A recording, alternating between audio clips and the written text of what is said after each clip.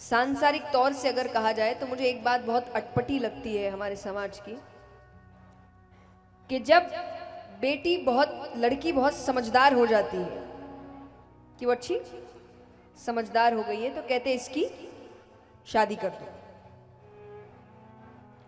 और जब लड़का बहुत बिगड़ जाता है कि माँ बाप के हाथ से निकल गया, तब कहते हैं इसकी शादी कर दो, जिम्मेदारी आएगी सुधर जाएगा।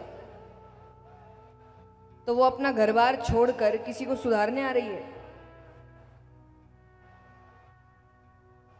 उसका अपना कोई जीवन, अपने सपने नहीं है। और चलो 1% आप कहे भी कि भाई अच्छी चीज है अगर वो सुधर जाए, चलो मान लिया, लेकिन अगर नहीं सुधरा तो उसकी तो जिंदगी खराब। तो निवेदन है ऐसा ना करें। शादी आज के समय में सिर्फ ये नहीं है कि भाई इतनी उम्र में ये, इतनी उम्र में ये, इतनी उम्र में शादी नहीं। शादी बहुत बड़ी जिम्मेदारी है, ये बहुत सोच समझ के लेनी चाहिए। अगर बहुत ही साधारण रूप से कहा जाए तो शादी का अर्थ है किसी एक व्यक्ति के साथ आगे के 50-60 साल एक कमरे में रहना है। ये कोई आसान बात नहीं है, बहुत जिम्मेदारी की बात है।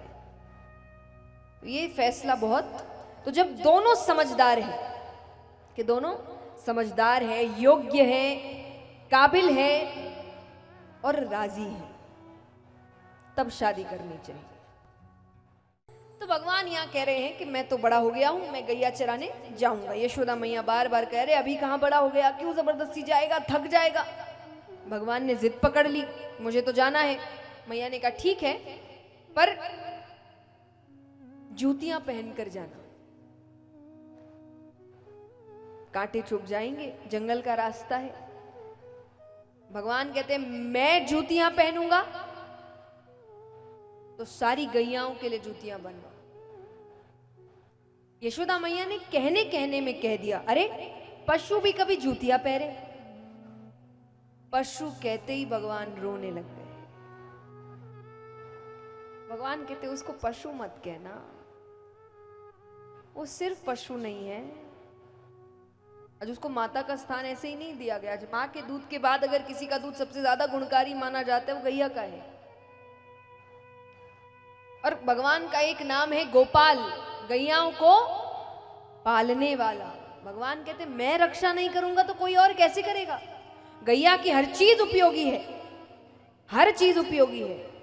और देखिए मैं हमेशा कहती हूं कि ये बातें हम नहीं मानते।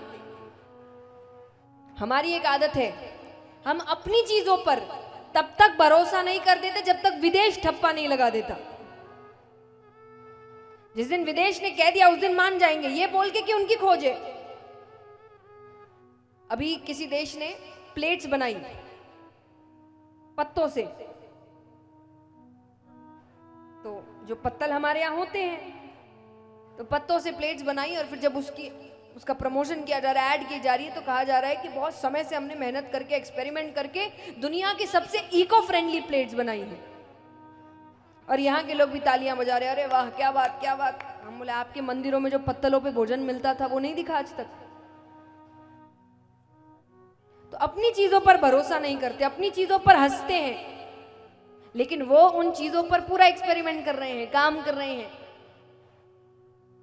गैया तक के लिए बाहर के कितने जगहों पर, आप इंटरनेट में तो आज हर व्यक्ति है, जाके सर्च कर लेना कि किस किस देश में है, किस किस शहरों में है, विदेश में, जहां पर छोटे छोटे ऐसे सेंटर बनाए गए हैं जहां गैयाएं रखी जाती है और आधी घंटे 1 घंटे के हजारों रुपये लिए जाते हैं कि आके गैया के साथ समय बिताओ, उससे डिप्रेशन दूर हो रहा है। जाके सर्च कर लेना आप। और यहां पे अगर ये बात कह दो तो हंसेंगे, लेकिन वो सब काम कर रहे हैं। तो मैं हमेशा कहती हूं खजाना आपके ही पास है, और कैसे ना हो, शिक्षा सबसे पहले आपके पास थी। सबसे पहले शिक्षा किसके पास थी? भारत में थी। 7.5 लाख गुरुकुल थे हमारे, सारे तोड़े गए। तो शिक्षा जिसके पास सबसे पहले होगी, खजाना उसी के पास होगा ना, वहीं से तो सब लेकर जा रहे हैं। पैकेजिंग बदल के आपको वही चीज परोसी जा रही है और आपको लग रहा है कि कुछ नहीं है, इसलिए आप अपनी चीजों पर ध्यान नहीं दे रहे।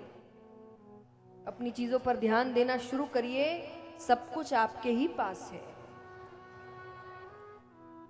तो भगवान ने कहा कि गैया को पशु मत कहना। मैया ने कहा नहीं कहूंगी, और तू भी जूतियां मत पहन, जा रो मत।